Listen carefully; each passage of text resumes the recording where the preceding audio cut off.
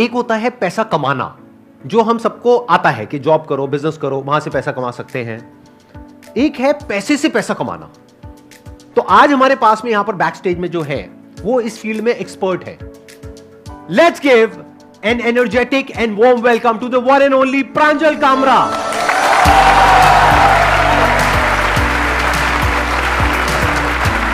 अरे अरे ये सब मत करो यार, ये सब मत करो, गले मिलो आप।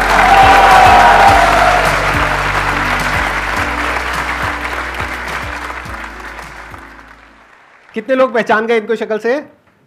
सब पहचानते हैं आपको। जब इन्होंने हमको ईमेल किया और हमारी टीम ने बताया कि आने वाले हैं, तो पहले मैंने कुछ वीडियोस आपकी देखी थी, लेकिन अभी पिछले कुछ दिनों में तो काफी सारी देख ली। तो मैंने एक चीज ऑब्जर्व करी इनके बारे में जो बहुत ही अच्छी क्वालिटी है, वो ये है कि ज्यादातर लोग स्टॉक मार्केट में जो बात करते हैं वो दो तरीके से करते हैं। या तो इट्स ड्रिवन बाय ग्रीड और बाय फियर। यानी कि अगर आप अपने घर में जाकर के किसी से बात करोगे कि भाई स्टॉक मार्केट में पैसा लगाना है, तो क्या मिलता है सामने से? पैसा डूब जाएगा, बर्बाद हो जाओगे, लुट जाओगे, ये हो जाएगा, वो हो जाएगा। जो उन्होंने कहानियां सुनी है, आपको भी 10-15 कहानियां सुना देंगे और आपको डरा देंगे। तो या तो लोग डर से ऑपरेट करते हैं। दूसरी एक एक्सट्रीम है जो मैंने देखा यूट्यूब पे बहुत लोग कर रहे हैं, वो है डेली बेसिस पे आपको टिप देते रहते हैं कि आज ये खरीद लो, ये कल इतने का हो जाएगा, परसों इतने का हो जाएगा। उनसे पूछो आपने खुद खरीदा है? तो वो खुद नहीं खरीदते, टिप देते हैं और फिर लोग फंस जाते हैं। इसको बोलते हैं स्पेक्यूलेशन।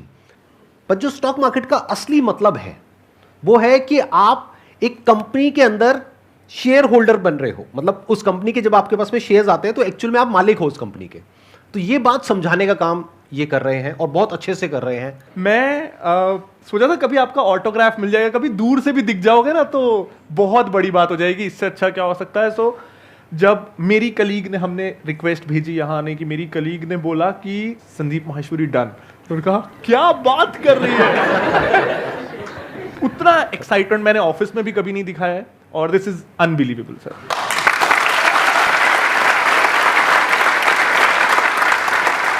आपने और जो वीडियोस आई हैं इस सीरीज की वो भी देखी होंगी आपने? जी सर। अभी लेटेस्ट जैसे एमबीए चाय वाला की आई और अमन धत्रवाल और हिमांशी देखी थी सर। लेकिन उसमें ये नहीं पता चलता है सर कि एकदम स्टेज पे ले आते हैं। राइट। आपको एक मजे की बात बताता हूँ, ये सीधा अभी मेरे को डायरेक्टली यहाँ पर स्टेज पे मिल रहे हैं। हम पहले से इसलिए नहीं मिले ताकि स्पॉन्टेनिटी बनी रहे, क्योंकि अगर हम पहले से मिल लेते, आधी से ज्यादा बातें कर लेते, फिर यहाँ पे आकर के एक्टिंग करनी पड़ती। अच्छा, आपका इसके बारे में क्या ख्याल है? तो वो नकली हो जाता है। अभी जो कुछ होगा असली होगा। आप लोग मुझसे पहली बार मिल रहे हो यहाँ पर, पहले हम कभी नहीं मिले। कितने हैं जो पहली बार मेरा लाइव सेशन अटेंड कर रहे हैं? ऑलमोस्ट सब। और ये भी तो ये भी पहली बार मेरे से मिल रहे हैं। तो जो भी होने वाला है वो रियल होने वाला है और स्पॉन्टेनियस होने वाला है। जो भी आप खुल करके इनसे पूछ सकते हैं। बीच बीच में मैं अपने भी जो थोड़े से थॉट्स हैं, ओपिनियंस हैं, वो आप लोगों के साथ में शेयर करूंगा। मेरे को आप कह सकते हैं कि मैं एक्सपर्ट तो नहीं हूं इस फील्ड में, लेकिन मैं एक इन्वेस्टर हूं। मैं खुद एक्टिव इन्वेस्टर हूं, तो मैं अपने जो थॉट्स हैं वो आप लोगों के साथ में बीच बीच में शेयर करता रहूंगा। सर, स्टार्टिंग पॉइंट क्या हो इन्वेस्टिंग का? जैसे मैं 5 साल से अर्न कर रही हूँ, कभी भी मैं कहीं इन्वेस्ट करती हूँ, I ask for opinion of people, या फिर कुछ वेबसाइट्स हैं जाके रैंक्स देख रहे होते हो किस में क्या करना है, पर वो सेटिस्फेक्शन नहीं होती। बिकॉज लाइक मैं डेली ट्रैक नहीं करना चाहती और वहीं एक बार डाल के and I look after years.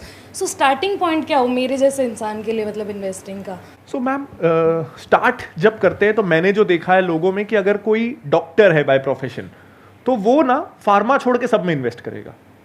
कोई अगर आईटी इंजीनियर है तो वो आईटी कंपनी छोड़ के सब में इन्वेस्ट करेगा। इसके पीछे का रीजन क्या है कि हमको ना उस इंडस्ट्री का वर्स्ट पता होता है। हमको पता होता है बाहर से बड़ी अच्छी कंपनी लग रही है, अंदर से मेरे को पता है उसमें क्या होता है।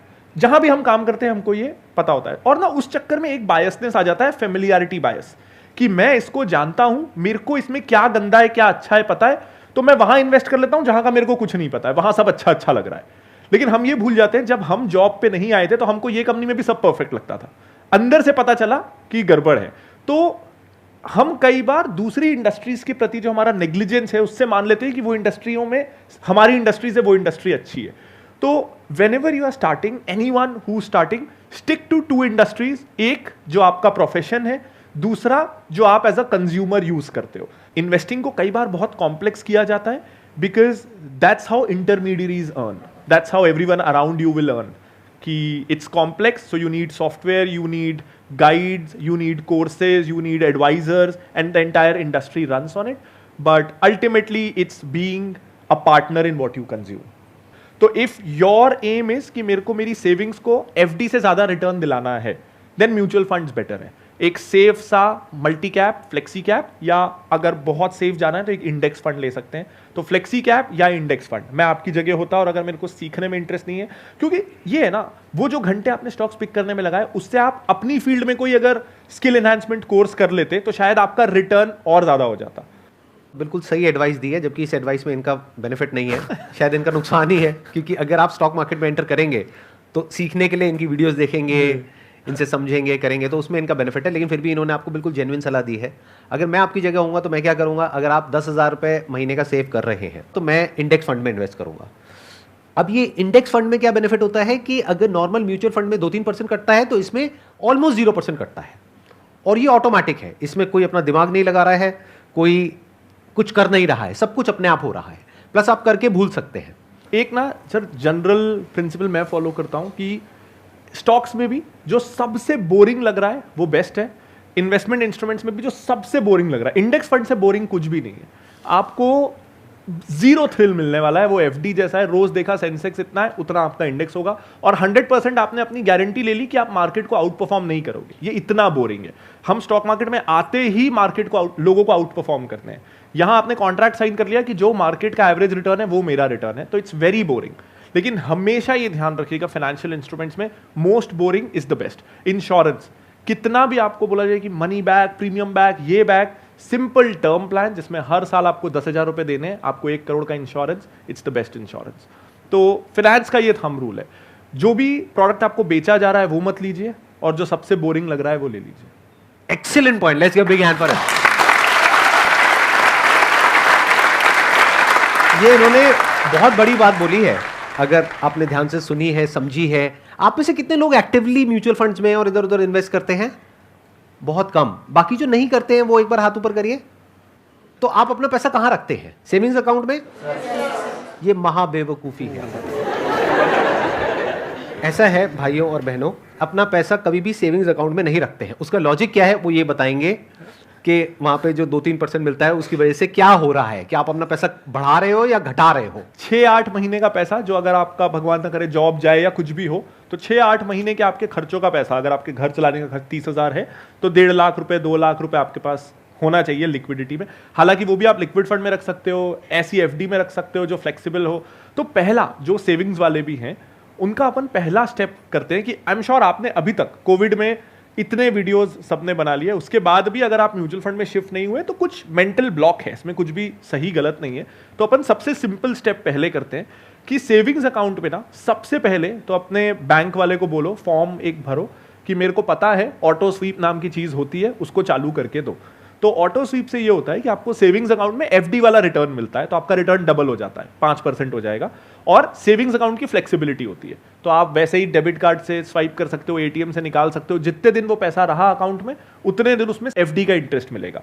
तो सेविंग्स अकाउंट में भी, इनफैक्ट करंट अकाउंट, हम सब मान के बैठते हैं कि 0% मिलेगा। कितने लोगों का करंट अकाउंट है यहाँ? बिजनेस वाले सबको 0% मिल रहा है।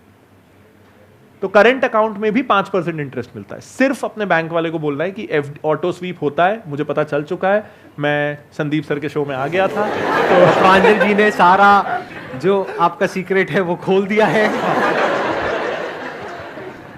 इनफैक्ट सर, जब मैं, आपने ये बोला, तो जब मैं बुक के लिए रिसर्च कर रहा था तो मुझे भी ये पता नहीं था, और मुझे पता चला कि हमारी जब रिटायरमेंट के समय जो टोटल नेटवर्थ होती है उसका 40% इस बात पे डिपेंड करता है कि हमने हमारे बचाए हुए पैसे का क्या किया।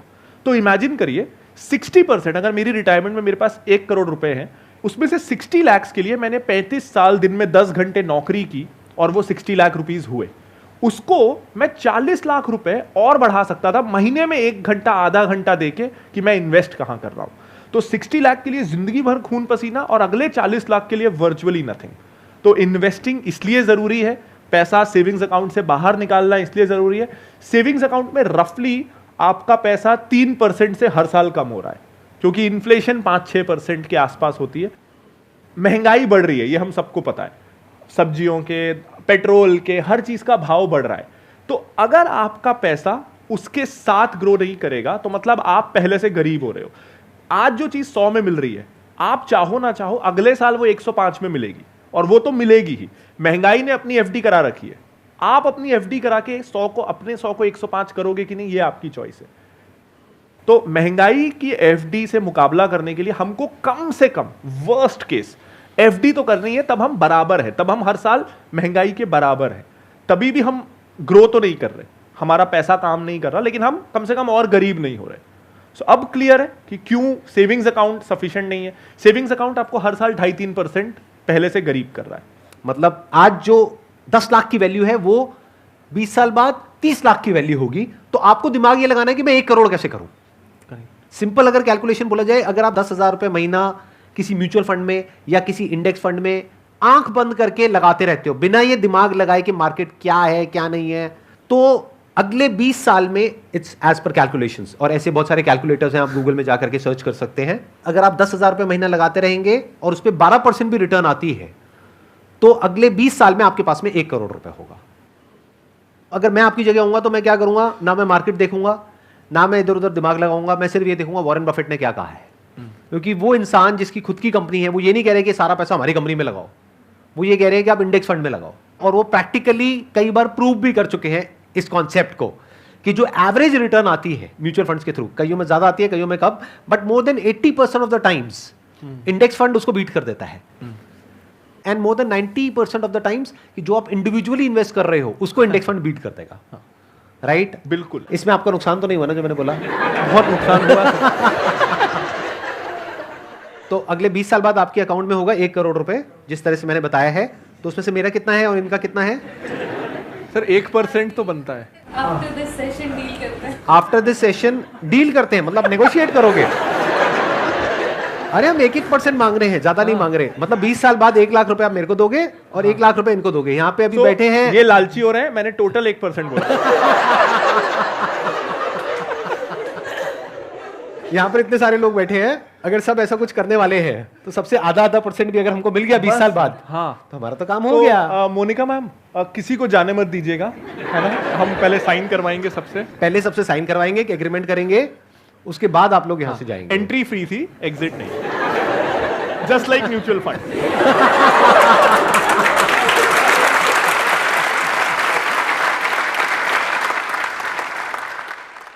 Sir, actually, I'm software engineer and I'm dealing with options on working on a daily basis on intraday. तो ऑफिस 2-3 बजे के बाद स्टार्ट होता है, then early morning I always do intraday. So sir you are investor, so sir what's your way, I am on right track? Right और wrong कुछ नहीं है। इन जनरल अगर मैं ब्रॉडली रिस्क एनालिसिस करूं, तो बिजनेस एक एसेट है, वो प्रॉपर्टी के जैसा है। तो प्रॉपर्टी का प्राइस ना रोज ऊपर नीचे नहीं होता है। क्यों नहीं होता है? क्योंकि प्रॉपर्टी के रियल टाइम प्राइसेस ऑनलाइन हर प्रॉपर्टी का दिख नहीं रहा है। मैं रायपुर से हूं, अगर मेरे शहर का भी नगर निगम के अंदर जितने लैंड के प्लॉट है उसको ऑनलाइन डाल देना और उस पर ब्रोकर्स आ जाएं कि आप ऑनलाइन वो फ्रैक्शन में प्रॉपर्टी खरीद सकते हो, तो प्रॉपर्टी का प्राइस भी रोज ऊपर नीचे होने लगेगा। आज इसलिए नहीं होता कि उतनी ट्रांसपेरेंसी और उतनी लिक्विडिटी है नहीं, वरना होने लगेगा। कोई भी एसेट क्लास को अगर हम उसके लाइव प्राइसेस यूट्यूब पे वीडियोस में, न्यूज चैनल्स में दिखाने लगे और उसका ट्रेडिंग इतना आसान बना दे कि अकाउंट ओपनिंग भी फ्री, ब्रोकरेज भी जीरो, तो हर चीज ऊपर नीचे होने लगेगी रोज। इसका मतलब ये नहीं है कि हम भी उसका हिस्सा बन जाए। ये मेरी थिंकिंग है, अगेन इसमें सही गलत कुछ नहीं है। मेरे लिए स्टॉक मार्केट जाने का सिर्फ एक मतलब है कि मैं उन बिजनेसेस में पार्टनर बन रहा हूं जो बिजनेसेस मैं खुद करना चाहता हूं, लेकिन due to lack of capital, lack of team, lack of expertise मैं खुद नहीं कर सकता।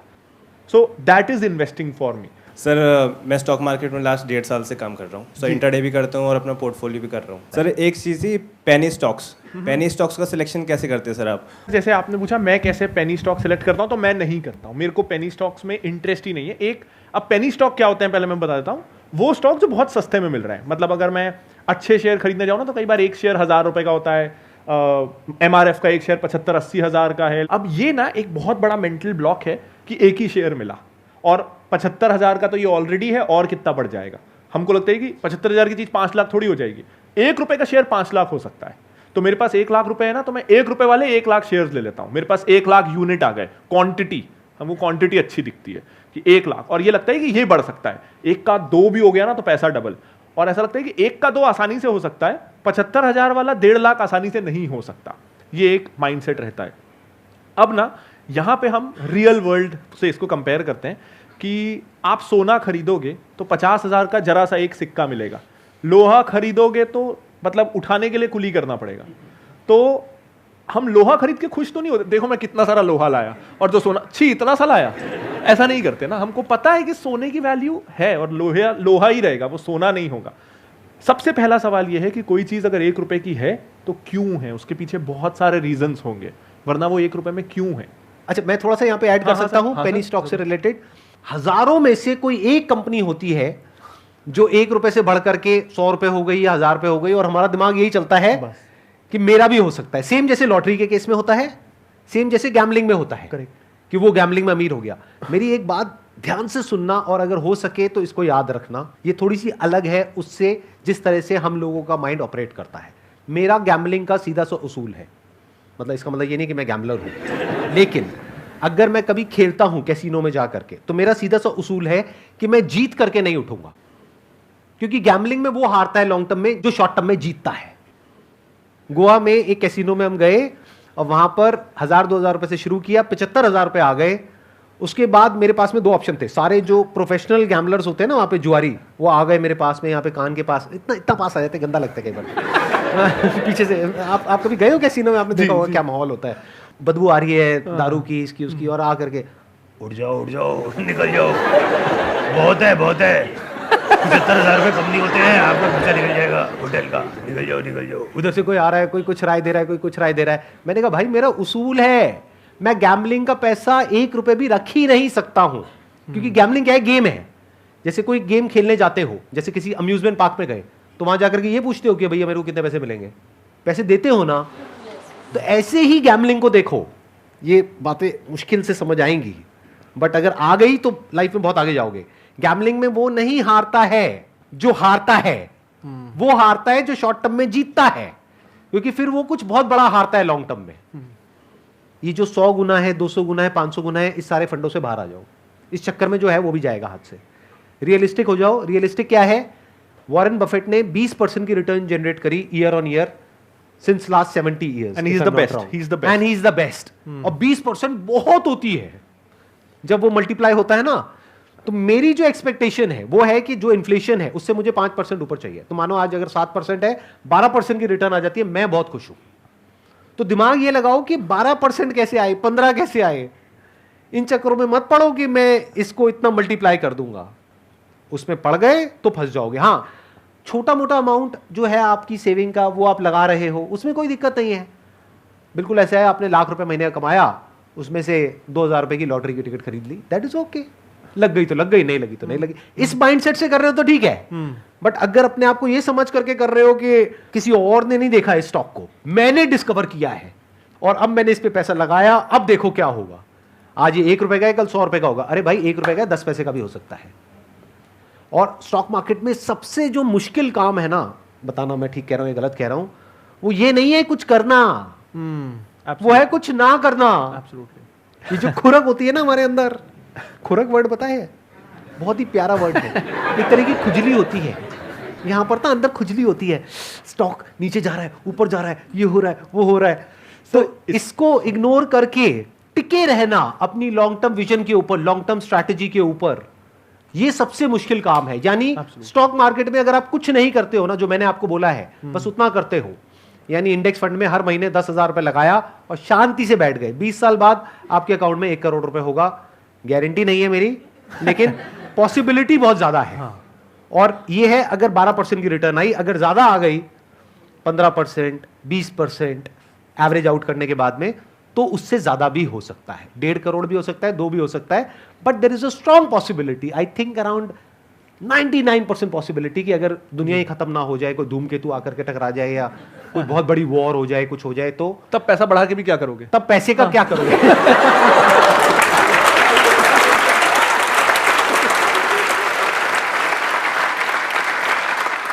तो there is a strong possibility, 99% possibility है कि आप करोड़पति बन जाओगे आने वाले 20 साल बाद। लेकिन जो आप सोच रहे हो जिस तरीके से करोड़पति बनने का, उसमें रोडपति बनने के चांसेस ज्यादा हैं, करोड़पति बनने के कम है। तो थोड़ा संभल करके दोस्त, इस एज में हम कुछ गलतियां कर देते हैं। स्टॉक मार्केट वैसे बड़ी कमाल की जगह है, लेकिन इससे खतरनाक जगह भी कोई नहीं है अगर आप लालच और डर के बेस पे ऑपरेट कर रहे हो, और हम ऐसे ही ऑपरेट करते हैं। माइंड को जितना मैं समझ पाया हूं ना, वो ये है कि हम अपने फीलिंग्स के अकॉर्डिंग एक्ट करते हैं, इमोशंस के अकॉर्डिंग, और इंटेलेक्ट पीछे चला जाता है। इसके लिए सर मैं एक डिसिप्लिन रखता हूं कि मैं ब्रोकरेज ऐप अनइंस्टॉल कर देता हूं। जिस दिन खरीदना है अपने लैपटॉप को खोला, महीने में 1-2 बार खरीदना है, उस दिन खरीद लिया। मेरे फ़ोन में, हमारे ऑफिस में, इनफैक्ट आई रिमेंबर एक दिन मेरी एक स्कूल की दोस्त थी, उसने हमको ज्वाइन किया और वो मुझसे बोलती है कि प्रांजल तुम लोग फिनेंस का काम करते हो, ये कैसा ऑफिस है? ना तो यहाँ टर्मिनल है, ना CNBC चल रहा है, ना बिजनेस न्यूज़पेपर्स हैं। I think you guys really need to upgrade. तो फिर मुझे उसे 2 घंटे समझाना पड़ा कि हमारे यहाँ हम लोग मंडे से फ्राइडे मार्केट देखते ही नहीं है, क्योंकि हमारे देखने से क्या होना है, मार्केट में जो होना है वो होना है, तो मैं क्यों देख रहा हूं उसको। और उस समय अगर मैं देखूंगा जब रोज प्राइस ऊपर नीचे हो रहा है, तो मैं डर के, फियर से, इमोशन से एक्शंस लूंगा। अगर मैं सैटरडे संडे को देखूंगा, मैं आज कुछ कर ही नहीं सकता।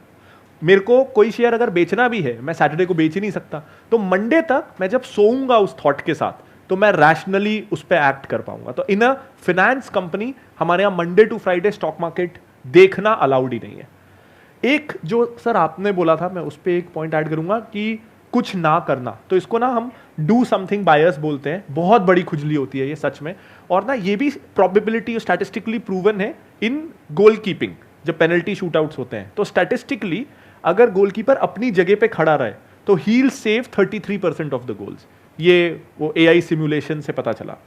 लेकिन 90% of the times goalkeeper will dive either of the sides, क्योंकि अगर वो खड़ा रहे और दोनों तरफ हर 3 में से 2 गोल हो रहे हैं ना, तो ही लुक रियली स्टूपिड कि अरे खड़ा हुआ। ऑडियंस भी क्या बोलेगी, अरे सीधा खड़ा रहता है यार, इधर उधर गोल हो रहा है, जबकि स्टैटिस्टिकली वो सही चीज कर रहा है।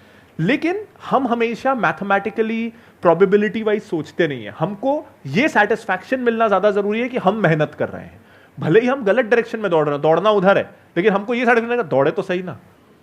और एक सर जो था कि पेनी स्टॉक्स के अराउंड मैं कहना चाहता था कि सर एक क्या होता है कि पेनी स्टॉक अगर हमको मिल गया, जैसे मुझे कोई पेनी स्टॉक मिल रहा है, या आप बिगिनर्स हो, मैं भी बिगिनर हूं, हमको पेनी स्टॉक मिल गया, तो ये ना हमारा साइन ऑफ इग्नोरेंस है कि हम सोच रहे हैं हमको कोई हिडन स्टॉक मिल गया और उन लोगों को नहीं मिला जो 30 साल से मार्केट में है, जिनका दिन भर काम है इस तरह की हिडन वैल्यू स्टॉक्स को ढूंढना, हिडन बार्गेन्स को ढूंढना। और हम आज मार्केट में एंटर हुए, हमको एक लॉटरी का टिकट मिल गया, उन लोगों को नहीं मिला जिनका काम ही ये है। ये स्टैटिस्टिकली बहुत बहुत अनलाइकली है। हम अपने आप को बेवकूफ बना रहे हैं ये सोच के कि हमको कुछ मिल गया जो किसी को नहीं मिला। अगर 1 रुपए की कोई अच्छी कंपनी है, मोस्ट प्रोबेबली वो आपको लास्ट में पता चलेगी। आपको क्यों पता चलेगी? आपके ना ब्रोकर से कांटेक्ट है, ना कंपनी के ओनर से कांटेक्ट है, ना PMS से कांटेक्ट है, बैंकर्स से नहीं। आपको कैसे पता चलेगा? आपको सिर्फ वही पता चलेगा जो गलत लोग आप तक पहुंचा के आप पे डंप करना चाहते हैं। तो आपको इंफॉर्मेशन अगर मिल रही है तो वो आप तक पहुंचाई जा रही है, आपको मिली सही तरीके से नहीं है।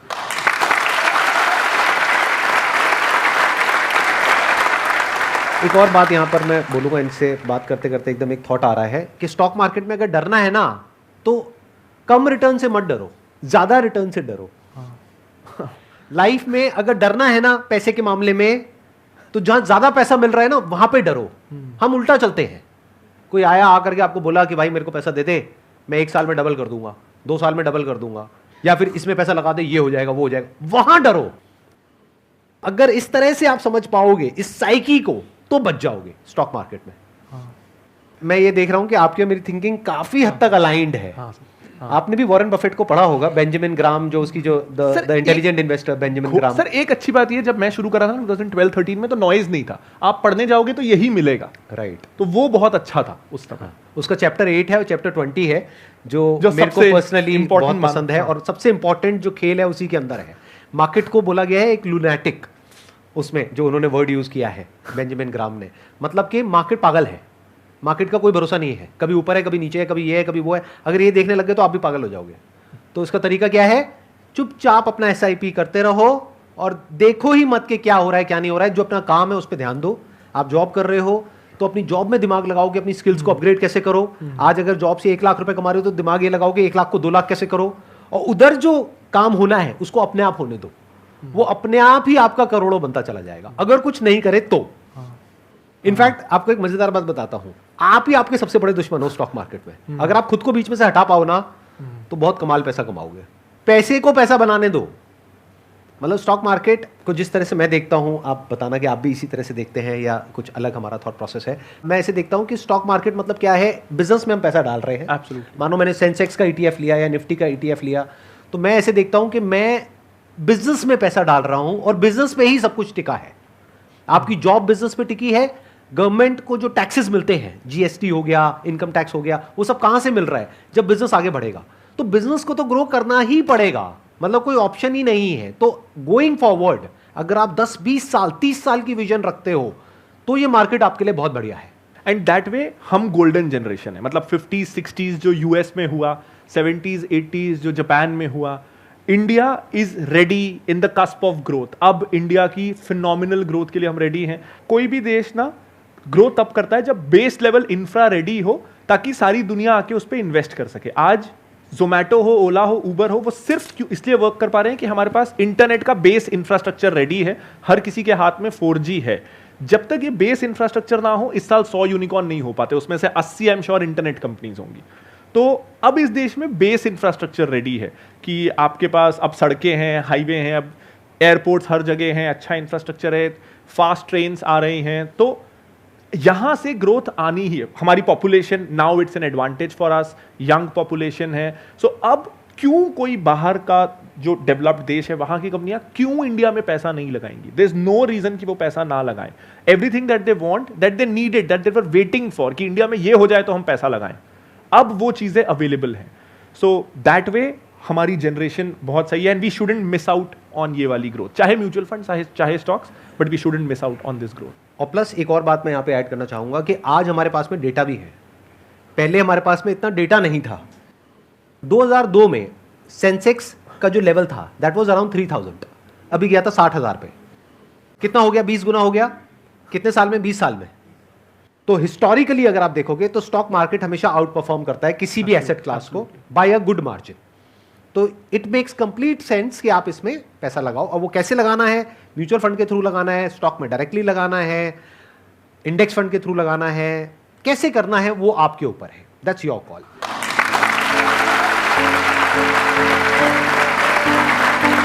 अच्छा, आपके लिए एक छोटा सा गिफ्ट है हमारी तरफ से।